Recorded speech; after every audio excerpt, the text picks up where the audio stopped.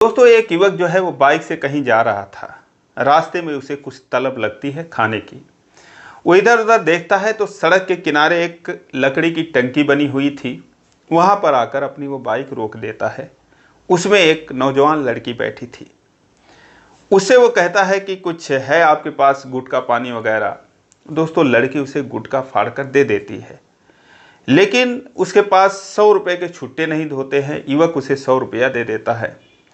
वो उन 100 रुपये को छुट्टे के लिए इतनी परेशान हो जाती है। ये कहता है कोई बात नहीं, अगर छुट्टे नहीं है तो आप ये गुटखा रख लो और मुझे पैसे दे दो। वो कहती है नहीं नहीं, मैं ला कर देती हूँ। दोस्तों वो अपना घर में जाती है, उसके लिए गुल्लक फोड़ देती है।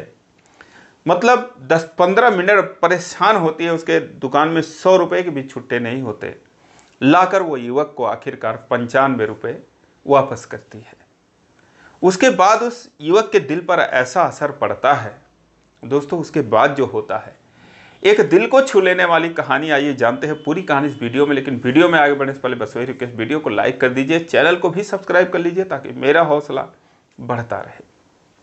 दोस्तों ये कहानी है उत्तर प्रदेश के आजमगढ़ की। एक युवक जिसका नाम बबलू होता है। बबलू जो है वो दिल्ली में रहकर गैस सिलेंडर का काम करता था, अच्छे पैसे कमाता था। अब वहाँ पर जब वो अपने गांव भी आया करता था 2-4 महीने में एक बार, तो जब अपने गांव आता है तो फिर अपने रिश्तेदारों के यहाँ 1-2 जगह वो घूम आता था। उसकी एक बुआ थी, वहाँ पर वो अक्सर जाया करता था। तो अपनी बुआ के यहाँ जाने के लिए वो बाइक पे निकलता है। वहाँ से करीब 40 किलोमीटर उसके बुआ का घर होता है।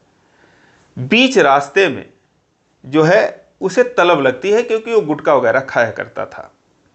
तो एक लकड़ी की टंकी थी, उसे देखकर रोक देता है।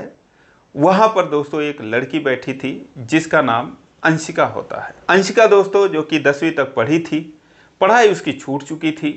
उसके पिता जो है वो मुंबई में काम करते थे और माता जो है वो घर पे रहती थी। वहाँ पर वो अपनी बाइक रोक देता है, कहता है कि एक गुटखा चाहिए था। तो वो तुरंत फाड़ के देती है। अभी नई नई जो है उसकी वो दुकान खुली थी, मात्र 2-3 दिन हुए थे। उसे देती है तो ये 100 रुपये देता है। वो कहती है कि छुट्टे नहीं हैं।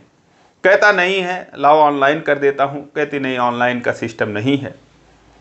तो कहता है कोई बात नहीं, आप ये रख लो गुटखा और मेरे पैसे दे दो। कहती नहीं नहीं, मैं पैसे दे देती हूँ आपको। अब अपने दुकान में ढूंढने लगती है तो 25-30 रुपये मुश्किल से थे। उसके बाद इधर उधर मांगती है तो कहीं मिलता नहीं है। ग्रामीण इलाका था एकदम। जाती अपने घर में दोस्तों, उसके पास गुल्लक रहता है। वो गुल्लक को फोड़ देती है और उसके बाद उसमें से जितने भी चिल्लर थे, जो भी पैसे थे, लाकर उसको 95 रुपये वो वापस करती है। तो ये कहता है, बबलू कहता है कि इतने तुम परेशान हो गई, ये इतना चिल्लर तुम लेकर आई हो, मैं क्या करूं इसका, कैसे रखूं, कहाँ से तुम ले आई। तो कहती है कि आप रख लीजिए, मैंने जो है वो अपने गुल्लक फोड़ दिए हैं और उसमें यही थे। अब दोस्तों ये बात जब वो सुनता है तो एकदम अवाक रह जाता है। कहता है कि तुम्हें इसमें कितना पैसा मिला होगा, 30 पैसे, 40 पैसे या 50 पैसे मिले होंगे। उसके लिए तुमने अपना 10 रुपये का गुल्लक फोड़ दिया। कहती है कोई बात नहीं, और जो है आप चले जाते तो इसीलिए मैंने जो है फोड़ दिया। कोई बात नहीं, मैं दूसरा ले आऊँगी। वो कहता है तुम्हें काम करने नहीं आता है और तुम 50 पैसे के लिए 10 रुपये का तो तुमने नुकसान कर लिया, और मुझे पहले पता होता तो मैं सारे पैसे के गुटके ले लेता। कोई बात नहीं, अब ये जो पैसे हैं मैं वैसे भी चिल्लर जेब में रखूँगा नहीं, तुम मुझे सबका ही सामान दे दो। दोस्तों वो फिर बहुत खुश हो जाती है और उसे जो है वो 100 रुपये का सामान दे देती है। अब वो सबका गुटखा ही नहीं लेता, और भी सामान था, बिस्किट वगैरह, चॉकलेट वगैरह, जो भी उसके दुकान में था। मुश्किल से उसने 1000-1200 का सामान रखा हुआ था, तो कई तरीके के आइटम थे। वो सारा कुछ थोड़ा थोड़ा ले लेता है और उसके बाद फिर वो वहाँ से जाने लगता है। जो लड़की थी, अंशिका थी, वो उसे जो है नमस्ते करती है और ये कहता है ठीक है, मैं जा रहा हूँ और कल फिर मैं ऐसे आऊँगा। तुम क्या करती हो? वो कहती है मैं कुछ नहीं, बस कुछ नहीं करती थी, घर में रहती थी। तो मैंने अपने मम्मी से बोला कि मम्मी कुछ काम वगैरह लाओ, कहीं कर लूँ। तो कहती हैं कहाँ काम करेगी, और एक उन्होंने अपने लिए ये टंकी रखा है लकड़ी का, इसमें वो जो है कुछ बेचा करेंगी, तो अभी मैं बैठती हूँ। उसके बाद दोस्तों वो वहाँ से चला जाता है, अपने बुआ के यहाँ जाता है। अगले दिन फिर आता है और फिर आकर वहीं पर वो रुकता है। फिलहाल उसके लिए वो एक गुल्लक खरीद कर लाया था। कहता है ये लो, जो तुमने कल मेरे लिए तोड़ा था, अपना तुम गुल्लक ले लो और मुझे और 100-200 रुपये का सामान दे दो। उसके बाद दोस्तों वो खुशी खुशी 100-200 रुपये का उसे सामान देती है और फिर ये लेकर उसे अपने घर चला जाता है। वहाँ जाने के बाद दोस्तों वो उस लड़की को यानी कि अंशिका को भूल ही नहीं पाता, क्योंकि जिस भोलेपन से उसने उससे बात की थी वो उसके आंखों में बस जाती है। वो सोचता है कि यार बहुत अच्छी लड़की थी। अब वो फिर वापस दिल्ली चला जाता है और वहाँ से फिर 2-3 महीने बाद आता है और उसके बाद फिर उस दुकान पर जाता है। लेकिन वहाँ जाने के बाद दोस्तों उसे पता चलता है कि जो उसके पिताजी थे उनकी मौत हो चुकी है। उसी दिन जो है उनकी 13वीं थी। जाता है, देखता है दुकान बंद है और दुकान पूछता है कि क्या हुआ, ये क्यों बंद है। कोई कहता है कि अरे इनका जो मालिक थे जिनकी दुकान है उनकी मौत हो चुकी है। वो कहता है क्या बात कर रहे हो, कहाँ पे उनका घर है। तो बताता है कि गांव में ही घर है। और दोस्तों फिर वो उस घर के तरफ चला जाता है। आज ये सोच कर आया था कि कम से कम 1500 रुपये का सामान ले लूँगा, क्या पता उसने दुकान अपनी कुछ बड़ी कर रखी हो, और कुछ दिल की बात भी कहूँगा उससे। दोस्तों वो घर पे जाता है तो वहाँ जाकर देखता है कि उसकी जो माँ हैं वो दहाड़े मार मार कर रो रही हैं रिश्तेदारों के आने से। और ये जाता है, जब ये अंशिका को देखता है, अंशिका इसको देखती है, तो दोस्तों वो रोने लगती है। ये कहता है कि क्या हुआ, बताती है कि मेरे पिताजी मुंबई में काम करते थे और वहीं पर पता नहीं कैसे उनकी मौत हो गई। ये कहता है तो बहुत दुखद हुआ। और उसके बाद फिर कहती है कि आप कहाँ जा रहे थे। कहता मैं तो बस ऐसे जा रहा था अपने बुआ के घर, तो पता चला कि ऐसी सी बात है, तो इसलिए मैं यहाँ पर चला आया, आपसे मिलने चला आया। तो वो अपने जेब से जो है 2000 रुपये निकालता है और कहता है ये लो मेरे तरफ से, ये अपने पापा के काम में लगा देना। दोस्तों पैसों की कमी तो बहुत थी उनके पास। फिलहाल वो कहती है नहीं, इसकी क्या ज़रूरत है। फिलहाल अपने माँ से जाती है, बात करती है। वो रो रही थी, फिलहाल उनको लेकर आती है, कहती है मम्मी एक बात है, कोई आया है। फिर वो आती हैं, कहती हाँ भैया बताइए। तो ये कहता है कि ऐसी सी बात है और उस दिन इन्होंने गुल्लक फोड़ दिया था और मुझे जो है बड़ा दया आई थी उस समय, तो मैं आया था ऐसे सामान लेने के लिए, लेकिन आप जो है अगर बुरा ना मानो तो ये मुझे मेरे तरफ से इतना आप रख लो। वो दोस्तों पैसा ले लेती हैं, कहती है ठीक है भैया, लेकिन आप आए हो तो आप रुको और जो है खाना पानी खा के जाना। अब क्या ही किया जाए। दोस्तों रोने लगती हैं। वो वहाँ पर रुक जाता है। रुकने के बाद दोस्तों खाना पानी जो भी हो रहा था, जब समय होता है शाम को खाना वगैरह खाता है। फिर जो अंशिका थी वो कहती है कुछ लेते भी जाइए, तो वो पैक कर देती है उसके लिए और वो उसे समझाता है कि देखो जो हो गया हो गया, अब रोना वोना नहीं, और जो है अब देखना जैसे भी होगा अपनी दुकान जो है चलाना, अगर कोई ज़रूरत होगी तो मैं जो है पैसे दे दूँगा। वो कहती है कि दुकान तो मेरी वो बंद हो चुकी है, काफ़ी दिन हो गया। कहता है क्यों बंद क्यों कर दिया। कहती पैसे वैसे थे नहीं और वैसे भी धीरे धीरे करके जो सामान था बिक गया, पैसे घर में खर्च हो गए, तो उसमें तो कुछ सामान नहीं था, इसीलिए कभी खोलती थी कभी नहीं खोलती थी। कहता है कि उसे चलाना चाहोगी तुम, आखिर कैसे गुजारा होगा। कहती अब कैसे चलाऊंगी, पैसे लगेंगे और अब पापा भी नहीं हैं। कहता कोई बात नहीं, अगर तुम चलाना चाहो तो फिर मैं पैसे वगैरह मदद कर दूंगा।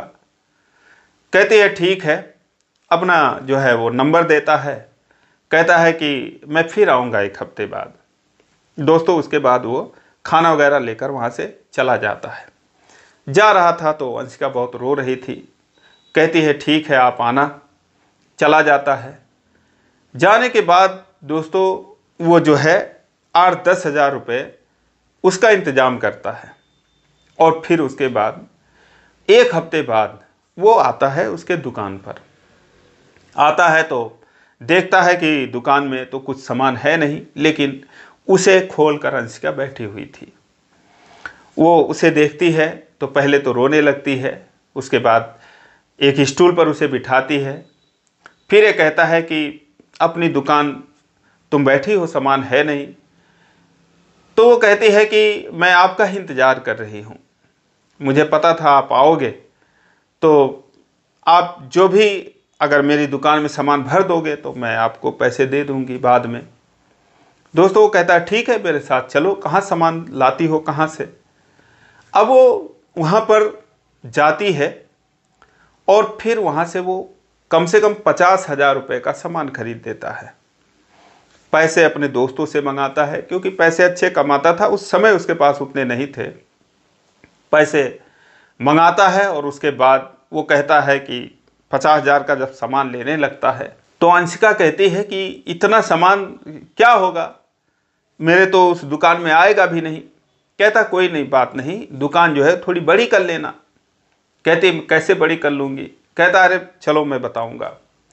दोस्तों सामान लेके जाता है, उसके घर में रखवाता है, और जो सामान उसके टंकी में आता है लकड़ी के उस खोखे में, उतना सामान वो भर देता है। और उसके बाद अब माँ बेटी जो है दोस्तों इमोशनल हो जाती हैं, उनके आंखों में आंसू आ जाते हैं, और फिर ये जो है वापस चला जाता है। अब इन दोनों में बातचीत होने लगती है। बातचीत होते होते दोस्तों वो रुपयों की मदद करता था, कहता था कि चिंता मत करना, आप लोग दुकान चलाना और जो भी पैसे होगा मैं दे दिया करूँगा। दोस्तों पैसे भेजता रहा, धीरे धीरे करके 1 साल के अंदर अंदर उसने 1-1.5 लाख रुपए और भेज दिए। और दुकान जो है उनकी जो लकड़ी की खोखे की थी, उनकी ही अपनी ज़मीन में थी, वो छोटी सी पक्की हो जाती है, उसके ऊपर टीन सेट रख दिया जाता है। धीरे धीरे उनकी दुकान चल जाती है। अब दोस्तों धीरे धीरे सब ठीक हो गया। 200-400 रुपये की रोज़ आमदनी होने लगी। जो अंशिका की माँ थी वो सोचती हैं कि चलो ठीक है, बबलू काफ़ी अच्छे हैं, बातचीत होती रहती थी, तो एक दिन जो है ऐसा भी होगा कि बबलू से अंशिका की शादी कर दूंगी। लेकिन दोस्तों कहते हैं कि जब विपत्ति आती है तो हर तरफ से आती है। एक दिन जो अंशिका की माँ थी उनकी भी मौत हो जाती है। एक सांप कहीं से आता है और जब वो घर में रात को सोई थी तो चारपाई पर चढ़कर काट लेता है। उसके बाद उनकी मौत हो जाती है। अब जब उनकी मौत हो जाती है तो दोस्तों फिर मातम छा जाता है। बबलू तक ये खबर जाती है। बबलू दोस्तों उस समय ऐसे काम में फंसा हुआ था कि वो तत्काल आ नहीं पाता है। फिलहाल पैसों की भी ज़रूरत थी, तो अंशिका से कहता है ठीक है अब खुद को संभालो किसी तरीके से, और मैं जो है पैसे वगैरह लेकर आऊँगा और उसके बाद फिर क्रियाक्रम होगा। दोस्तों 13वीं जो है वो 13 दिन के बाद पड़ती है। वो 12वें दिन जो है दिल्ली से वापस आता है।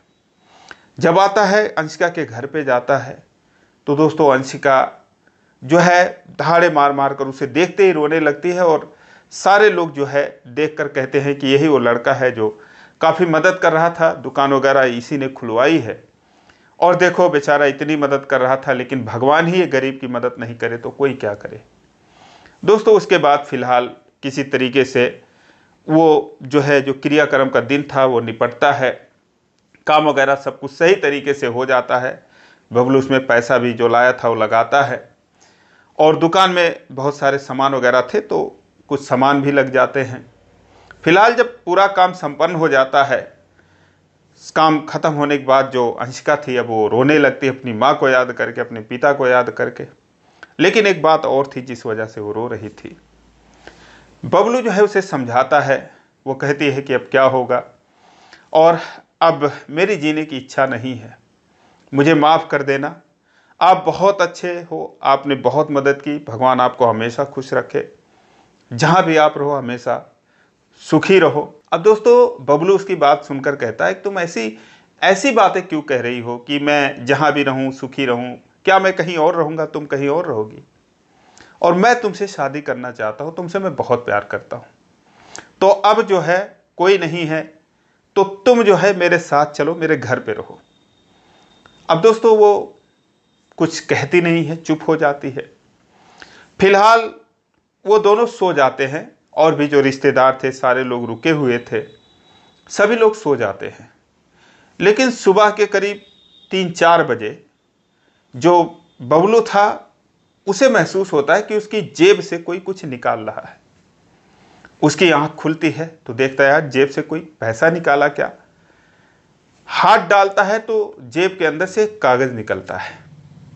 कागज दोस्तों जब वो पढ़ता है तो उस पर लिखा था कि आप बहुत अच्छे हो, बहुत महान हो, आपने इतनी मदद की, इतना कोई नहीं करता, और आप मेरे साथ जो शादी करने के लिए कह रहे हो, ये मेरे लिए बहुत सौभाग्य की बात थी, लेकिन मैं ऐसा नहीं कर सकती, मैं आपके साथ शादी नहीं कर सकती। फिलहाल दुकान में जितना भी सामान है आपके ही पैसों द्वारा लगाया गया सामान है, वो आपने ही जो पैसे भेजे थे उसी का है, तो सारा कुछ सामान आप जो है लदवा कर उठाकर अपने घर ले जाना और मुझे माफ़ कर देना। आप बहुत ही अच्छे हो, ऐसा नहीं है कि मैं आपसे शादी नहीं करना चाहती हूँ इसलिए मैंने ऐसा कदम उठाया, मेरे सामने मजबूरी थी, मेरे पास मरने के अलावा और कोई रास्ता नहीं था।